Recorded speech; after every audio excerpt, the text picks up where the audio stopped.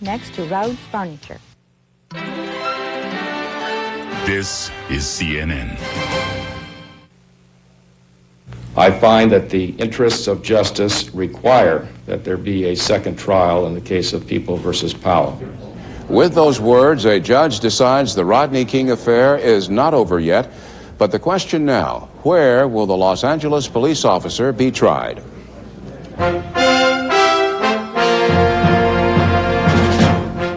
This is CNN's Prime News, taking the time to examine world events, issues, and newsmakers. With Bernard Shaw in Washington and Susan Rook in Atlanta.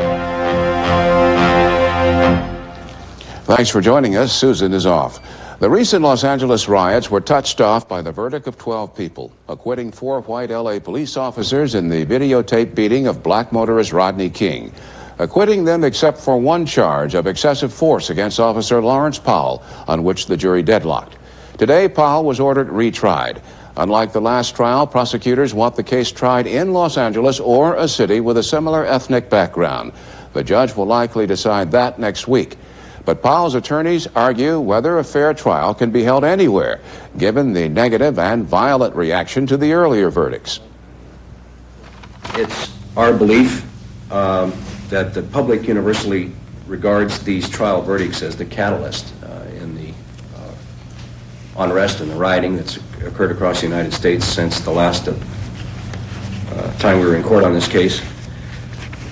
The polls that I'm aware of indicate that persons interviewed almost unanimously expressed the opinion that the verdict was wrong. The court's function is to adjudicate these types of complaints, be it criminal or civil, and we can't simply throw up our hands and abandon the matter because of widespread public interest. Commenting today on the riots following those verdicts, Judge Stanley Weisberg said a single criminal trial cannot cause or solve the major socioeconomic problems that exist in society. Nonetheless, in riot-scarred South Central LA, today's decision, for the most part, was greeted favorably. CNN's Ann McDermott reports. Little more than 2 weeks ago, people gathered at the Crimson Tonsorial barbershop to listen to the Rodney King verdict. In the violence that followed the acquittal of the officers who beat King, the shop was burned to the ground. And some feared that kind of violence could erupt again if the judge in the case decided not to retry Officer Lawrence Powell on the one charge jurors couldn't agree on. But the officer will go on trial again, much to the relief of many in the community. We would like to see justice come to a head so that we can see that the judicial system hasn't totally failed us. Whether you wear the color blue or you wear the color gray or you're black or you're white or you're green, don't have the right to go about beating innocent citizenry. So I'm hoping and praying that we'll all be able to come together and the American system of justice will not fail us. At a news conference announcing a unity meeting between rival gangs in Los Angeles, young people were cynical about whether Powell would actually get the justice they believed he deserved. We're not caught up with the rhetoric of the justice system because we know the justice system don't even understand and don't want to understand. It's unjust. But Police Chief Daryl Gates indicated justice would prevail. I think it was a decision that a very fine judge made. I'm not going to quarrel with it one way or the other. And city council members expressed satisfaction with the judge's decision to retry. In the case of Officer Powell, he is the officer who was seen most often striking Rodney King. But some wondered if Powell would get a fair trial. I would hope so, yes, but it would be hard. Others, though, thought it would not be hard. People who felt there could only be one outcome, a guilty verdict. Ann McDermott, CNN, Los Angeles. President Bush was talking law and order as well as pushing his urban agenda today. In Pittsburgh, Mr. Bush visited The Hill, a poor inner-city neighborhood. Community leaders pleaded for federal help in providing jobs and child care. Before leaving Washington, the president honored slain law officers. He pledged continuing support for, quote, the thin blue line that separates good people from the worst instincts in our society. A member of that thin blue line was honored today at the American Police Hall of Fame. Los Angeles police officer Stacy Lim was named the 1991 Law Officer of the Year. Lim returned to patrol duty after recovering from a shooting that caused her heart to stop 3 times. Still to come, Jack Kevorkian is present as another woman takes her life. A close look at the business dealings that caused problems between Iran and H. Ross Perot. A New York woman's bureaucratic nightmare. She tried to work her way out of poverty and got into trouble with the government. And at the bottom of the hour on Prime Issue, playing politics with pollution and global warming.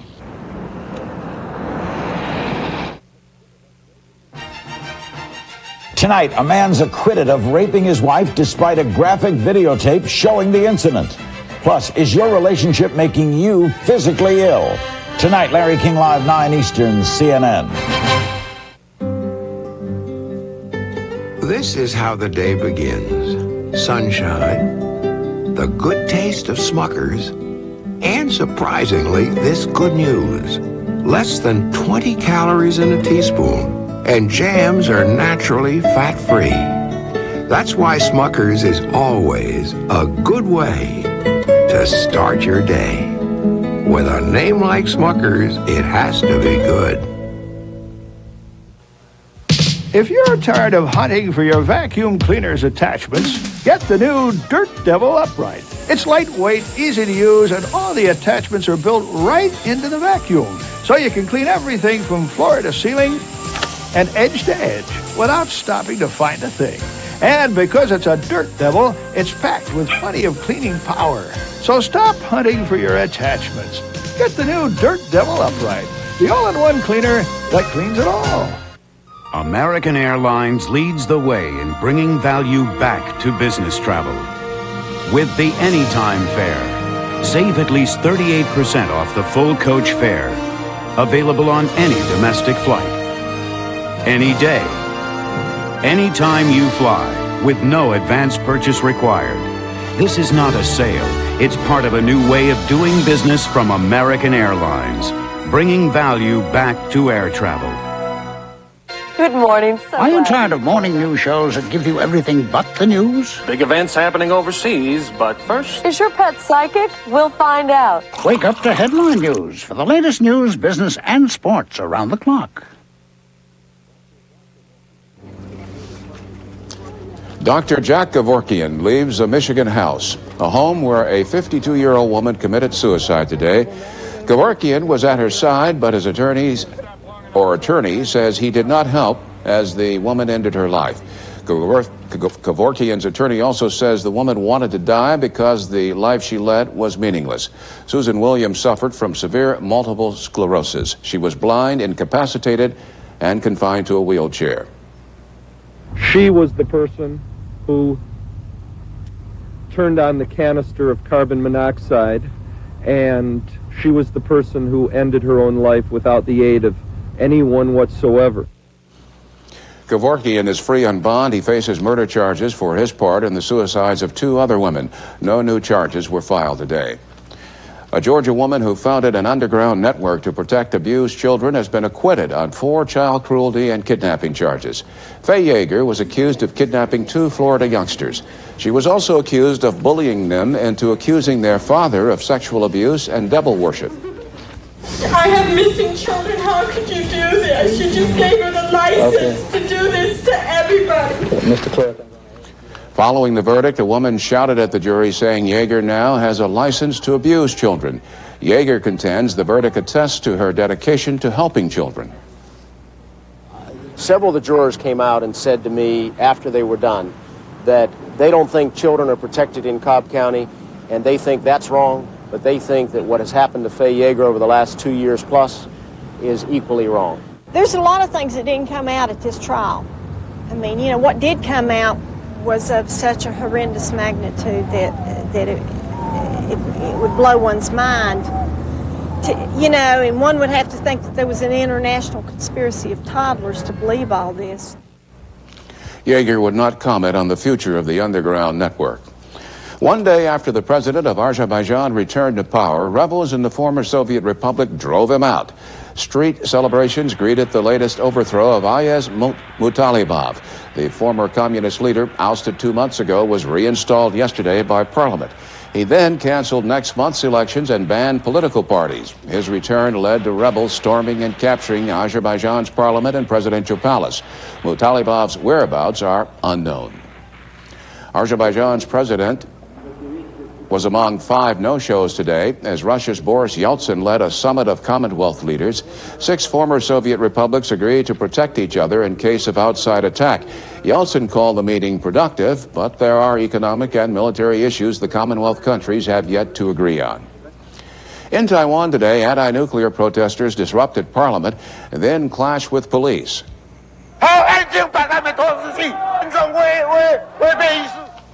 The trouble is tied to a political dispute over plans for Taiwan's 4th nuclear power plant.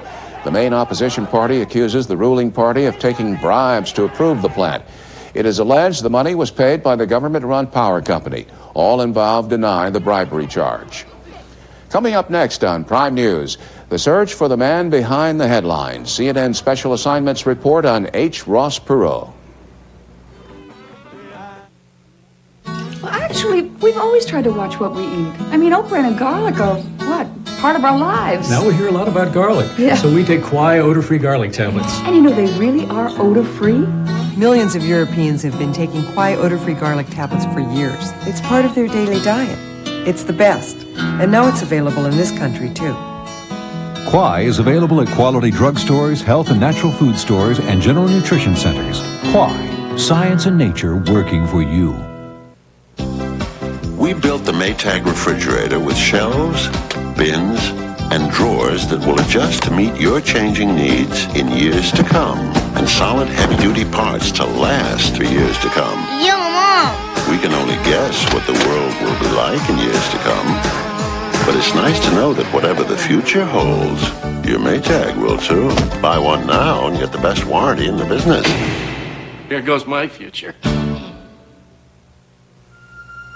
Mercury Sable continues to distinguish itself as a leader in automotive design. This year, we redesigned the exterior, the interior, the instrument panel, and equipped it with dual airbags, a feature not offered by any other manufacturer in this class. Other than that, we've pretty much left it alone. All this on the quality of a Mercury. Recently, DuPont announced that its energy unit Conoco would pioneer the use of new double-hold oil tankers in order to safeguard the environment.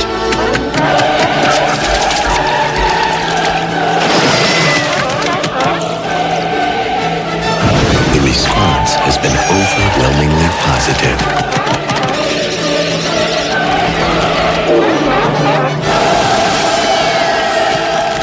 DuPont, better things for better living.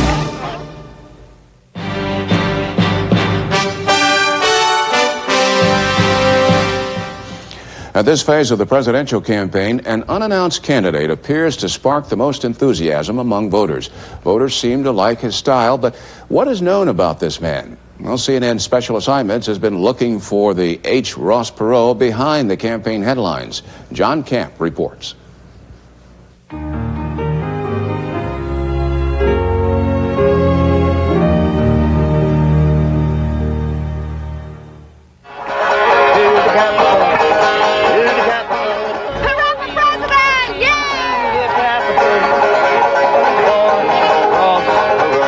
Across the United States,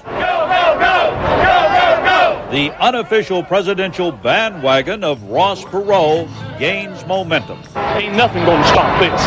Ain't nothing.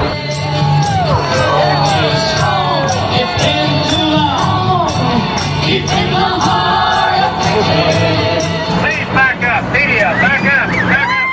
More and more petitions are being delivered, putting Ross Perot on the presidential ballot as an independent candidate. Mr. Perot, can you tell us anything about your proposed campaign? And each day, Ross Perot comes under increasing scrutiny that he finds irritating. I hope this big story is the volunteers, because I'm not. Especially when it comes to his past business dealings. You said you wanted a profile of my life. I just thought I'd come in and we'd talk about a cross-section of my life. We're in minute details, which I will be glad to get for you or have people make available for you if you really want them. Because Ross Perot has never held an elective political office, the best measure of his background is his past business dealings. Dealings he has described as squeaky clean. But our CNN investigation discloses that in the late 1970s, a Perot-controlled computer company, EDS, made questionable compromises with a close associate of the late Shah of Iran, compromises that were subject of a corruption investigation in Iran. A federal judge in Dallas, Texas, would later exonerate EDS. But CNN's inspection of thousands of court documents and our interviews with people involved with the Iranian transactions raised new questions about why EDS was subject of an investigation. This man, Abafoth Mavi, was the center of the Iranian probe. Mavi was a longtime pal of the late Shah of Iran. In 1975, he became the Iranian business partner of Ross Perot's company. I had to have a partner in Iran to do business. That's law. Our people selected Mr. Mavi. We checked Mr. Mavi out every way to Sunday. He had been the Iranian partner for any number of blue-chip U.S. companies. How do you describe Abafoth Mavi? Well, a fixer, a broker, if you will, a bagman, somebody who helped put people together. In fact, less than 3 months after Perot took him on as a business partner, Mavi was blacklisted in Iran. Perot's new partner was accused of illegal arms transactions and banned from government-related business activities in Iran for 6 months. It didn't concern us that much. Paul Buca headed Perot's Iranian operations at the time. In our particular business, he hadn't done anything of questionable propriety. Still, Perot's company apparently had some real concerns about expanding its relationship with Mavi. Okay, what problem do you have, sir? In fact, while he was on the blacklist, Paul Buca was negotiating EDS's biggest ever international deal, a $40 million contract to set up a computer system for Iran's Social Security office. And some EDS executives wanted to cut Mavi out of the deal. I told him, I said, the posture of the company is that we don't have to put this contract in the partnership name because you didn't contribute. That will be the posture of the company. Well, that offended him, insulted him, and made him even madder than he was. This is a point at which the principles of Perot's company were tested, because Abafoth Mavi threatened to block the huge Social Security contract if he didn't get a piece of the action. His ability to influence the Shah's government was soon made clear. Iranian officials refused to implement the contract unless Perot's company settled its dispute with Mavi. With $40 million at stake, EDS decided to make him part of the deal. Did we succumb to pressure? We succumbed to the realities of life, and the realities of life were he was off the blacklist. We wanted his help. We needed his help. At the same time Paul Buca was negotiating with Mavi, Congress was considering a bill imposing severe penalties for questionable payments to foreign officials to obtain business. EDS, to protect itself from allegations of making improper payments, refused to deal with Mavi's private company. Instead, a compromise agreement was worked out with what was known as the Abafoth Mavi Foundation, a charitable organization whose income was to be distributed in furtherance of educational objectives, reserved for investment purposes, or, and here is a catch, used for the support of disabled and poor relatives of Mr. Mavi. These foundations, there were several of them, the Pahlavi Foundation was the most prominent, were in essentially bag holding operations. And they were focused on, particularly by the secular elements of the Revolutionary Coalition, as centers of corruption. Do you want the facts? Yes, absolutely. All right, and the cameras are running. You did say you wanted the facts. Yes, sir. I will make every one of the lawyers that knows every one of the details available to you, if you will talk to them. Tom Luce is Ross Perot's top lawyer. What was eventually worked out was a very proper, above-board arrangement with a prominent Iranian businessman to perform entirely legal and proper services in Iran. To avoid even any appearance of impropriety, what was done was put in that foundation. The Mavi relationship was part one of the Iranian investigation. Part two of the investigation. This employment agreement CNN obtained from federal court files. An EDS Iranian subsidiary agrees to pay $5,000 a month to an official on the payroll of the Iranian Social Security Office.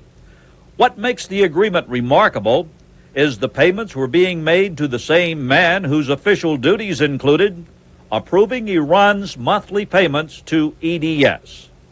The agreement even promises the official a job if he leaves the government. EDS lawyer Tom Luce denies there was any conflict of interest.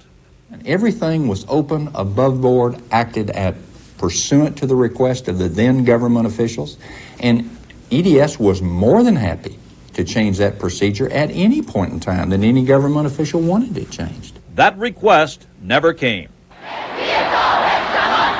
Instead, in 1978, as the revolution intensified and the Shah's power diminished, newly appointed Iranian officials simply stopped paying EDS. By November 1978, EDS was owed nearly $10 million.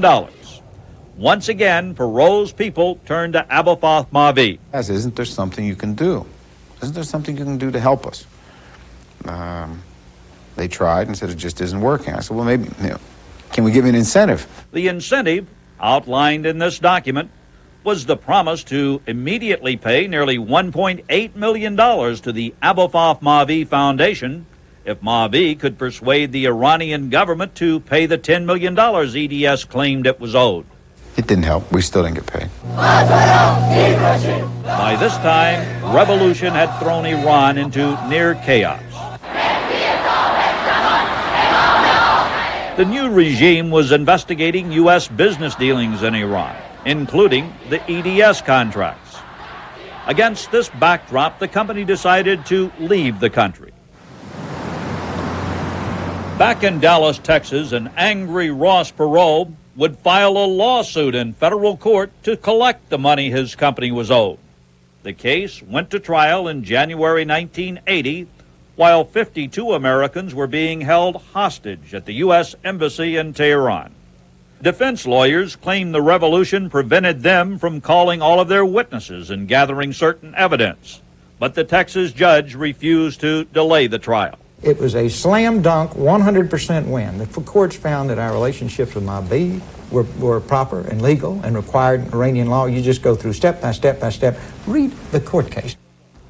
Another win for Ross Perot. His Iranian experience shows he is a man who doesn't like to lose. But Perot's Iranian dealings also disclose that despite his representations to the contrary, his company was willing to make questionable compromises with money on the line. Now, with the White House on the line, Perot's principles will be put to the test in what is called the ultimate game of compromise: politics. I'm John Camp, CNN Special Assignment. Now we want to take you back to last night. Last night, CNN reported a story quoting syndicated columnist Roland Evans. In it, Evans quoted sources who said that former Secretary of Defense Caspar Weinberger was about to be indicted in connection with the Iran-Contra affair. Tonight, columnist Evans issued a statement in which he said, quote, "On Thursday, the White House was informed by high Bush administration officials that the indictment would be returned by Saturday. Judge Walsh, clearly acting within his authority, has for now decided differently. I deeply regret any undue harm to the reputation of the former Secretary of Defense who, of all officials concerned, most adamantly opposed the Iran-Contra arms affair," unquote. Coming up on this edition of Prime News, a look at the weather forecast for this weekend, and later, the shuttle Endeavour and its crew preparing for tomorrow's touchdown.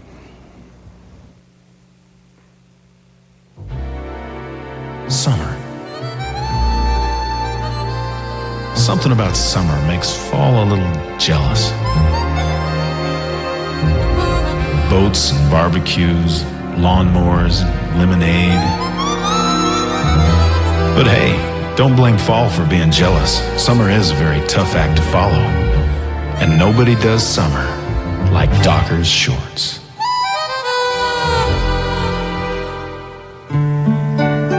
Have you ever felt alone in this world of moral chaos? If so, we'd like to share a free video cassette that supports your beliefs in strong moral values. It's called Our Heavenly Father's Plan, and it's a gift from the Church of Jesus Christ of Latter-day Saints without obligation when you call toll-free 1-800-736-9789. You're not alone,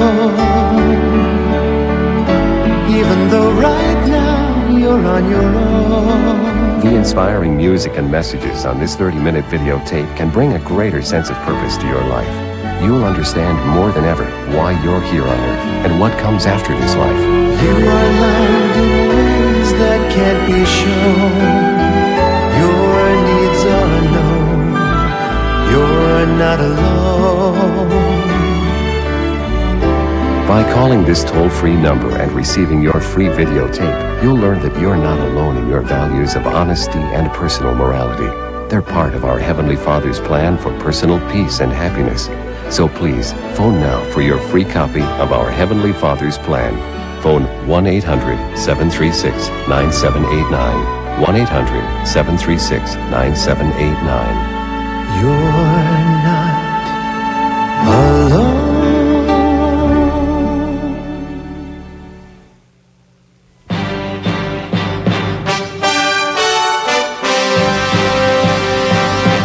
Those hard-working folks in A-Control in Atlanta at headquarters. Now let's look ahead to our weekend weather. Here's Karen McGinnis in Atlanta.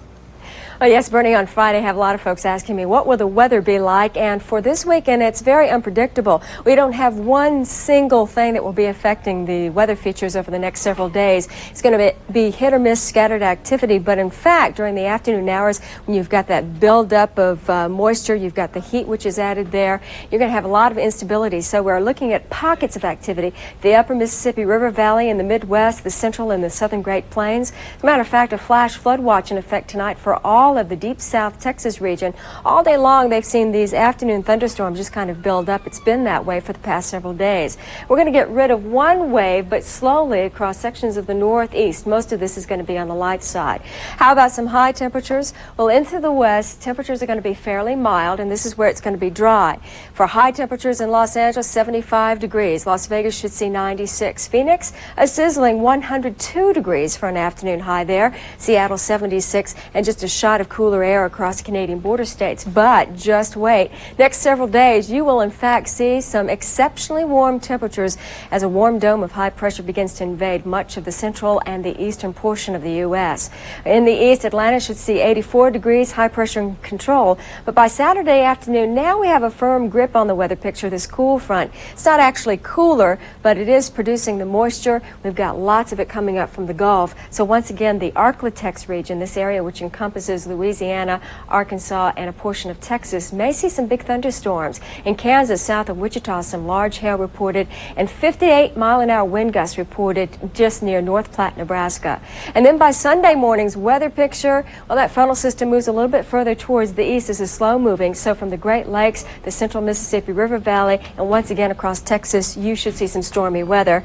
And a trough of low pressure may in fact produce some scattered showers in Northern California, Oregon, and southern Washington coast. Now these forecasts coming up for these cities.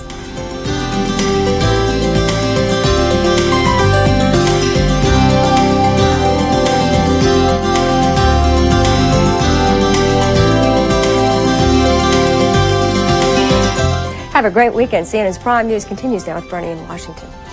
Thank you very much, Karen. Coming up next on Prime News, in our Prime Issue segment, we'll look at the issue of global warming and what may and may not be accomplished in dealing with the problem at the upcoming Earth Summit in Brazil.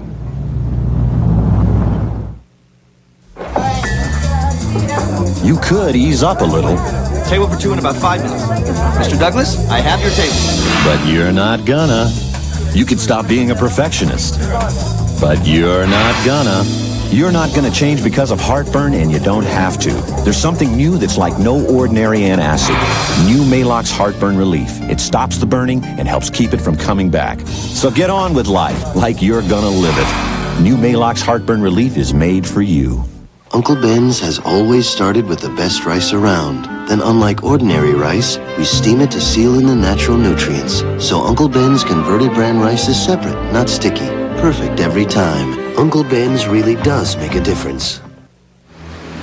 Put a luggage cart in a suitcase and what do you get? Samsonite's Piggyback. It's particularly handy on long trips like the one from your car to the ticket counter. Prime News continues, followed by Larry King Live after this local commercial break. Next on CNN. Sunday night on TBS. Can wild lands accommodate more and more tourists and still remain wild? Now you can help preserve the environment you cherish through a new attitude, ecotourism. Join me, I'm Sam Waterston for a TBS exclusive, a World of Audubon special. The Environmental Tourist, premiering 10 Eastern Sunday night, exclusively on TBS. Where can you use the Players Club card? Las Vegas, Atlantic City, the Caribbean, on cruise ships. Sometimes you just need to get away from it, all right? But these days, you gotta be smart about it. With a Players Club card, you save 50% off your room, 25% off food and drinks, up to 50% off shows. The Players Club card. Have some fun the smart way. New members get 2 free nights in Las Vegas or Atlantic City when the club books their flights. Call toll-free right now. There's no obligation. This is CNN.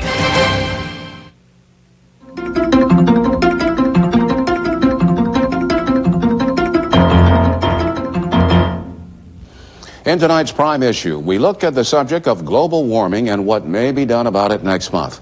Last-minute preparations are underway for what's being called the Earth Summit, a United Nations conference on global warming and other environmental issues in Rio de Janeiro beginning June 3rd. With more than 8,000 participants and 100 or more heads of state attending, it will be the largest UN conference in history. It will cost $95 million. But after more than a year of planning, the question is, does it matter? Views are mixed. Some say opportunities already have been lost in planning for the summit. Others are enthusiastic. In the case of the treaty that we're now addressing, we are committing to work with the rest of the world to assess our emissions of greenhouse gases, to take responsible measures consistent with other economic and social policies to manage them and to become more energy efficient. I think that's a significant step. Also, the aid that we're contemplating with the rest of the world to help some of the developing countries as they try to confront these problems is also very important. There will be a very brief photo opportunity in Brazil, probably the most costly photo opportunity we've ever had in this country. Topic A at the 12-day summit, the gradual warming of the Earth from carbon dioxide and other heat-trapping gases collecting in the atmosphere. The work of cars, coal-fired power plants, and other users of fossil fuels. The United States is a chief culprit. But a push by European negotiators to freeze CO2 emissions at 1990 levels was abandoned under pressure from the Bush administration. Instead, a draft treaty only suggests general emission goals. President Bush, reportedly reluctant to commit to a pact that might cost jobs in an election year, held off agreeing to attend the summit until the draft was weakened.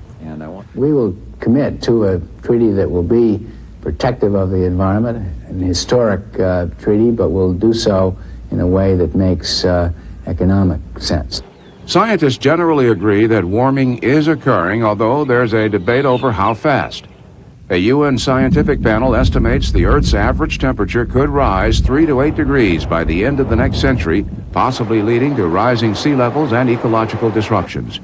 Many say we must act now. What we fail to do now imperils our children, our grandchildren, our great-grandchildren.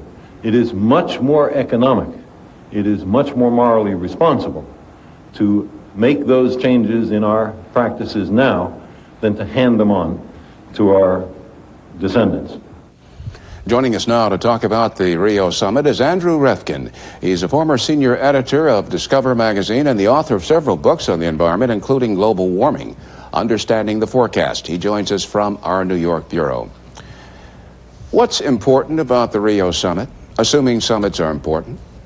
Well, this is the first time that so many people have gathered to talk about the environment, for one thing, and also there are certain things on the agenda here that are substantive to a certain degree. Obviously, many environmental groups and also some Some people in Congress and many world leaders were disappointed that the United States held out on taking a progressive, what they considered progressive stand on the issue and committing to real reductions in the amounts of these heat-trapping gases.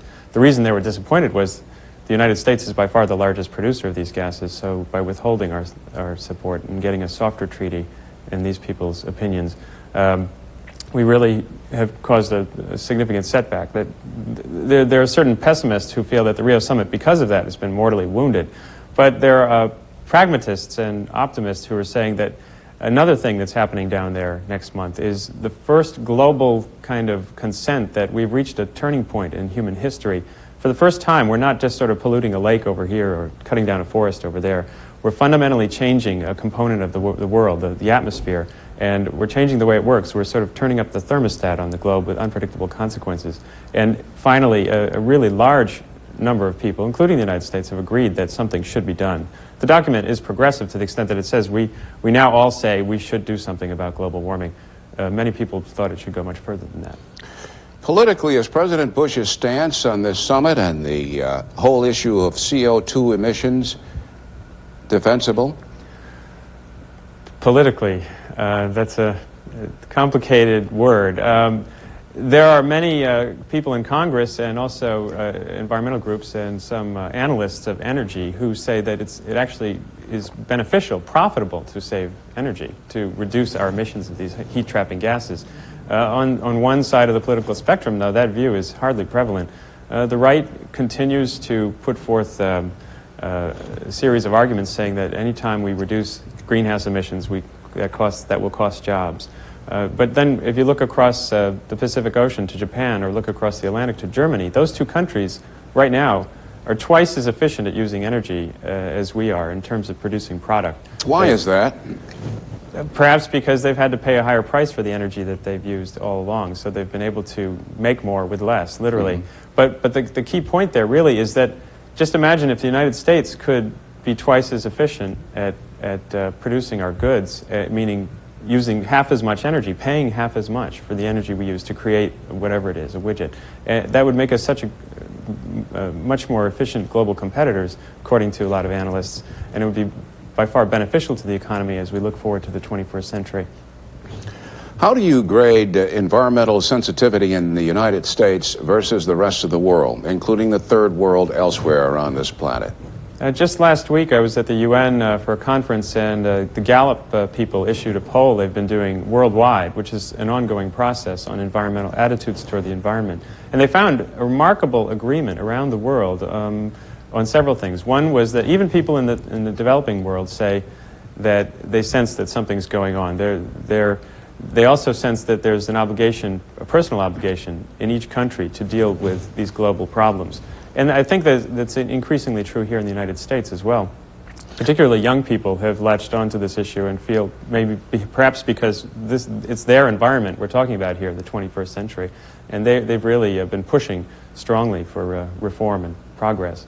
I don't mean to sound simplistic, and I don't want to insult your intelligence, but doesn't this issue boil down to this one question? How do you get people who are making a living but harming the environment to stop? First of all, you have a person, whether it's me turning on a light bulb or someone in the third world turning on a chainsaw, there has to be somewhat of a sense of the connection between your daily activities and what's happening in the large scale. Cause and effect? Mm-hmm. And it's quite often, especially in our modern world, I think we're very detached from the outside world. The natural world is very remote to the average person. When you turn on a light, you're not aware that the power plant is burning coal or oil to produce that electricity. And what's happening now, for example, last year in my co-op back in Brooklyn when I was living there, we decided to put in those compact fluorescent bulbs in our hallways. Mm-hmm. And we charted, in New York City, your electric bill gives you last year's costs, and immediately we saw savings. So there was a clear illustration of the fact that saving energy pays in the long run on a small scale, and ultimately that can be transferred to the global scale as well. I know what you mean. Here at CNN and the Washington Bureau, we have light switches in each office that come on when you enter and go off when you leave 15 minutes later. Last question to put you on the spot. We're running out of time, regrettably.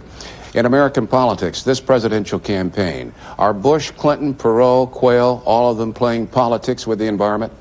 Well, to the extent that environmentalists say that the administration held out for so long to get its point across in the United Nations negotiations on the climate treaty, that it really was playing politics with the world's future, and that's regrettable. Many people say.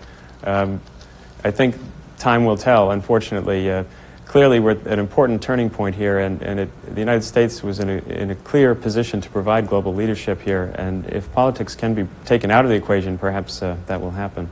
That's not possible, though, is it?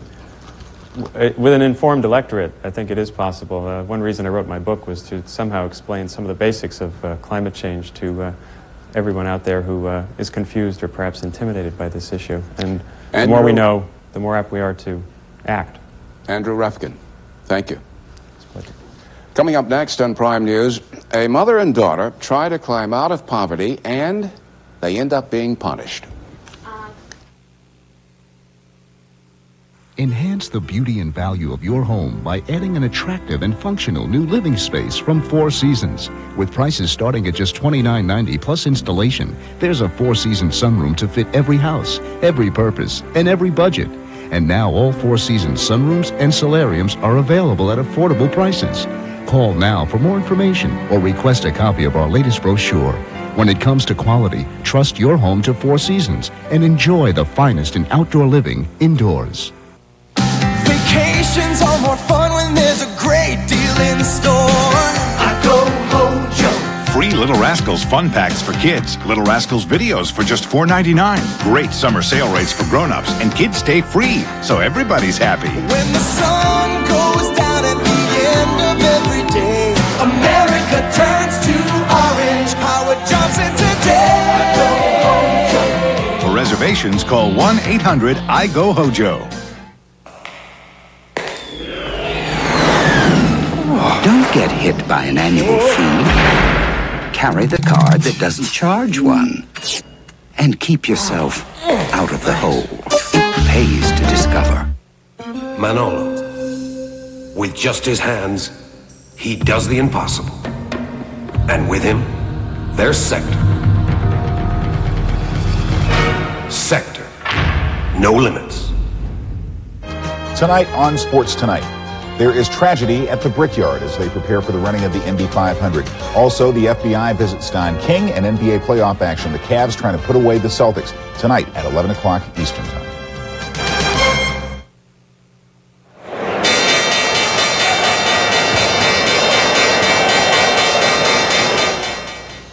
Industrial production in the United States climbed 0.5% last month, the third straight monthly increase. It also was the first three-month climb since last summer. The new Federal Reserve report indicates that the nation's manufacturing recovery has resumed. The jump was fueled by a sharp increase in automobile production. The world's largest property developer is feeling the effects of a sour economy. Olympia and York today filed legal papers in Canada and the United States seeking partial bankruptcy protection. The Toronto-based company says it is trying to restructure. The firm is holding restructuring talks with 91 banks on over more than $12 billion in real estate loans. A college student has found herself in a classic case of catch-22. She saved so she could be the first in her family to go beyond high school. But then she was punished for having too much money. Jim Hill has her story. 4 years ago, when she was 16, Sandra Rosado was saving money from a part-time job. One of 8 youngsters in a welfare family, she hoped her $4,900 nest egg could help pay for college. I thought saving money, it could make my dream come true. But the dream became a nightmare when Connecticut welfare officials contacted her mother. They said young Sandra's assets made the family ineligible for the welfare payments, the AFDC, it had been receiving for 12 years. He told me that my daughters have to spend the money, because if she doesn't spend the money, they will take me out of the AFDC. So Sandra spent her college money on clothing, shoes, and jewelry. But there was more. Her mother, Mrs. Marcato, was shocked to learn officials wanted her to pay back over $9,000 in welfare benefits she had received while her daughter was saving money. Very surprised. Very surprised of that. And she says she is very much unable to repay. At the Connecticut Department of Income Maintenance, welfare officials say the rules are clear. Families with assets over $1,000 are not eligible for welfare. And believe it or not, those assets do include a child savings account.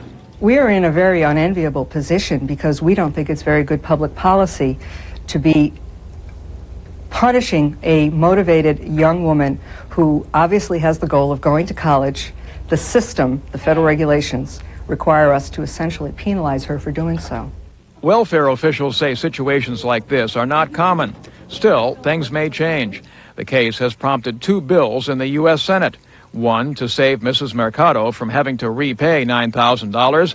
Another to eliminate the $1,000 asset rule altogether. Hopefully what's happening here is an understanding that the old ways are not working. And one of the old ways that's not working is our current system of welfare. Too often our current system of welfare discourages initiative, discourages independence, hard work, saving, and destroys families. Through all of this, Sandra Rosado did make it to community college here in New Haven on a scholarship. She wants to be a teacher one day, but already it appears she and her case have taught the welfare system an important lesson. Jim Hill for CNN, New Haven, Connecticut. Coming up next, Nick Charles will have the story of those staggering bulls, and we'll have the tale of these 2 llamas attracting the attention of some wealthy golfers. The fox and the grapes. There are rewards to be had, yet they are not always within easy reach of investors. With Merrill Lynch mutual funds, the potential need not elude you. We search high and low for opportunities, but let us remind you, sometimes to reap rewards, you have to wait till they're fully ripe. The moral is, patience is a sound investment principle as well as a virtue. Here's important information about a product we hope you never have to use. Mace. Now you can have the same sense of security that many people find with Mace, because the original formula used by police and the military is now legally available to you. Mace shoots a powerful stream up to 12 feet. Any upper body contact causes profuse tearing and a painful burning sensation. Just one spray can instantly stop an assailant for up to 20 minutes. Unfortunately, personal safety is a serious concern today, but you don't have to feel defenseless. You can keep Mace in your car, within reach at home. Take it with you jogging, or carry it in your pocket or purse. For an added sense of security, shouldn't you carry Mace? Just in case. To order Mace, call 1-800-441-4646. Order 1 for $19.95 or 3 for $16.95 for each unit. On CNN tomorrow, putting life back into the big cities. Labor Secretary Lynn Martin on Evans and Novak. Then on Newsmaker Saturday, what problems are unique to urban giants? All tomorrow on CNN. Endeavour astronauts today recapped their 9-day mission during a late afternoon press conference from space. This crew, outfitted in red, white, and blue jerseys, discussed its satellite capture, the future construction of the Freedom Space Station, and thanked the NASA ground crew for its support. CNN will have live coverage of Endeavour's landing at Edwards Air Force Base tomorrow night, just before 5 o'clock Eastern. Now, let's go to Nick Charles in Atlanta for sports. Well, death paid another visit to the Indianapolis Motor Speedway today when driver Jovi Marcello was killed in a crash during practice for next Sunday's Indy 500. Marcello had just turned a warm-up lap and was picking up speed when he spun heading into turn 1. His Lola car smashed into the concrete barrier with its left front and side, slid down the track, while the Indy rookie driver from the Philippines sat motionless and unconscious in the cockpit. Marcello never regained consciousness and was pronounced dead of head and chest injuries. Jovi Marcello was 27, married and the father of 1. He attended college in the United States and earned a degree in business management. Marcello was trying to become the first Philippine driver to qualify for the most prestigious auto race in the world. But instead, his life ended there on a Black Friday when the gloom far exceeded the gleam at Indy. Brazilian driver Nelson Piquet remains hospitalized with serious foot and ankle injuries from an earlier crash, while Japan's Hiro Matsushita and defending Indy 500 champion Rick Mears both sustained broken bones in other accidents during practice for next Sunday's race. Well, the physical, emotional swings of the NBA playoff series between the New York Knicks and Chicago Bulls took its toll in another sense today.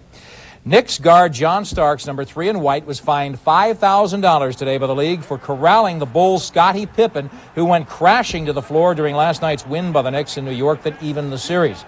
Starks was apparently frustrated at New York turning the ball over and called it only a hard, aggressive fall. The league called it $5,000 worth of flagrant foul. The league also fined Chicago coach Phil Jackson $2,500 today for his critical comments when he implied the league, through biased officiating, was favoring the Knicks and extending the series 7 games to cash in on television ratings and revenue. Better news for the Knicks is that Patrick Ewing's x-rays on the ankle he injured in last night's game turned out negative. He's still tender but vows to be ready for Game 7 Sunday in Chicago. The Bulls, meanwhile, admit something is missing this year, notably the fire that ravaged every opponent easily during last season's championship run. We didn't have anything to defend last year, so we were more aggressive, I think, last year than at this point. But being that we had a taste of that, we should have the same type of hunger. But we haven't, and that's something that we have to make happen for us in the 7th game. People are tight. Teams are tight, and we're going into their place, and I think we have more options, especially if we utilize them. And our defense has to be there, and our rebounding has to be there, and I think we'll come out of there easy with a win. Game 7 Sunday in Chicago. Meanwhile, the Preakness coming up tomorrow. We'll have a preview of that race, the middle jewel of the Triple Crown, plus all the baseball and the NBA playoffs tonight on a full half hour of sports, 11 o'clock Eastern Time. Now, though, Prime News continues back in Washington with Bernard Shaw. Thanks, Nick. We'll see you tonight at 11:30. Chronic fatigue syndrome, a mysterious illness said to sap its victim's strength and cause mental confusion. Now, for the first time, the federal government has conducted a survey of the ailment's incidence. CNN medical correspondent Dan Rutz reports. People with chronic fatigue syndrome fight an illness with no known cause. Many shuffle from doctor to doctor in search of care and understanding. For many, many years, and it was thought that, the people are crazy and it's really not a disease. And I think that now a lot of people are believing that there is something, and probably more than one thing that's causing this. Walter Gunn and others from the Centers for Disease Control sampled patient records and interviewed people diagnosed with chronic fatigue syndrome. The researchers disqualified everyone with a history of any other disorders, such as depression, that might have caused or contributed to their symptoms. We were quite surprised to find that about 26% of fatigued people referred to us did in fact meet the case definition. We didn't expect it to be higher than 5% originally. To be counted, patients had to have sustained at least 6 months of fatigue, severe enough to cut their activities by at least half. All other possible causes had to be ruled out through tests or examinations, and patients had to have most of the flu-like symptoms associated with the disorder. We're saying at least 100,000. That's what I'm saying, personally, is at least 100,000. But we have no way of telling how many more than 100,000 it'll be. The survey in Atlanta and 3 other cities reveals far fewer cases of chronic fatigue syndrome than activists claim. The CDC admits the estimate is low, but nevertheless considers it valuable in proving to skeptics that the disease is for real. Mary Niebling runs a chronic fatigue support group when she feels strong enough to attend. I think it's a start. I think it's an attempt to try to find out how many people are out there with this illness. However, I think it has fallen short. Numbers are important to Niebling, who pushes for more research into a cause and cure for her chronic misery. I have lost everything that has meant anything to me. My marriage, my children, my home, my career, my finances, my intellect. Since there is no test for chronic fatigue syndrome, public health officials say it is hard to come up with an accurate count. How about swollen glands? Have you had any of those? Yes. They get worse in the evening. Doctors are seeing more people like Mary Niebling, and the CDC receives 1,000 to 3,000 calls a month from people who think they have it too. Dan Rutz, CNN Medical News, Atlanta. News from Medicine is brought to you by Bristol-Myers Squibb Company, makers of new Excedrin IB, the headache ibuprofen. When we asked what's a strong name in headache relief, a lot of people said Excedrin. Excedrin. Excedrin. When we asked what's a strong medicine for pain, a lot of people said ibuprofen. Ibuprofen. Ibuprofen. Well, we put our heads together and came up with this solution for headache pain. Excedrin. Ibuprofen. Excedrin. Ibuprofen. Introducing Excedrin IB. Now an ibuprofen medicine from Excedrin. Ibuprofen relief for tough headaches. New Excedrin IB. The headache ibuprofen. For a while, the law didn't exist. Now some LA gang members are getting overdue justice. Plus, what should presidential candidates look for in a running mate? On CNN's Capital Gang, 7 p.m. Eastern, Saturday. I was already late for my meeting when my flight landed. Lucky for me, someone left a courtesy car. I had to get to Dollar Rent-A-Car fast. I knew they were right on the airport with low rates. Welcome to Dollar. Hello, I have a car rental reservation. No problem. I'll just punch it up on the computer. Dollar Rent-A-Car is right on the airport, right on the money, with unlimited mileage and locations worldwide. Call your travel consultant or Dollar at 1-800-800-4000.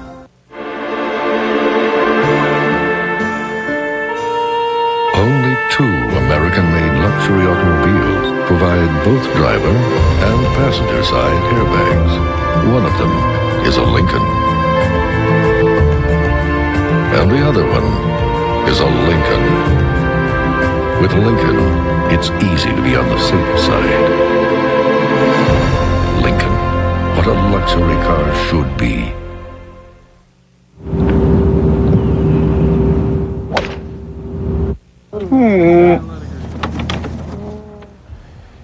Here are a couple of caddies any golfer can appreciate. They carry the clubs without complaining. They don't snicker when a shot goes in the woods.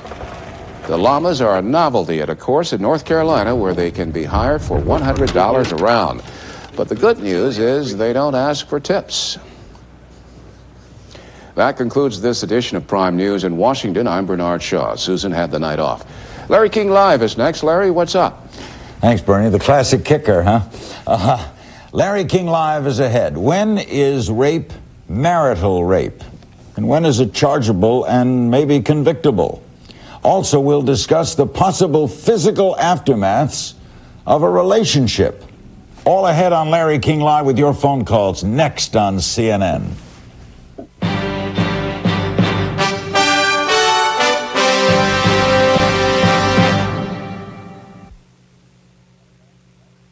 Coming up, Larry King Live, followed by World News after a word from your local cable system here on CNN.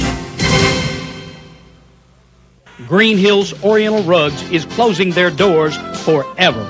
That means you literally have just days to save 65 to 70% on Oriental rugs from around the world.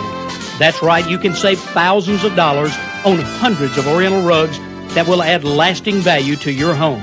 You can't afford to miss this incredible investment opportunity. This is no gimmick. You must act now and hurry to the going out of business sale at Green Hills Oriental Rugs. He stopped loving her today. I'm George Jones. You know, that was one of my biggest hits. It's about constant love. And that same kind of constant devotion keeps 98% of Baptist hospital patients saying they'll come back here next time they need medical care. And that's what makes so many of us entertainers donate our time to tell you about Baptist. Constant caring. That's what you get at Baptist Hospital. Hello, I'm Glenda Gibbs, owner of Picture Frame Warehouse. Recently, a California manufacturer of picture frame molding needed to raise some quick cash. I bought these beautiful first-quality moldings at a 30% discount. Now we are passing these savings on to you while our supply lasts. This is a good time to save on custom picture framing. 3 locations: Sitco Drive at Harding Place, Myatt Drive at Gallatin Road in Rivergate, and White Bridge Road next to Rhodes Furniture. A first in entertainment history. A mother and daughter were Oscar nominated for the same movie, and you can see it at home on Viewer's Choice. Rambling Rose, an absolute delight, starring Best Actress nominee Laura Dern. and her mother, Best Supporting Actress nominee Diane Ladd. Plus a wonderful performance by Robert Duvall. Rosebud, you break my heart. Rambling Rose on Viewer's Choice. It's a booming hit. Order Rambling Rose at home on Viewer's Choice. This is CNN.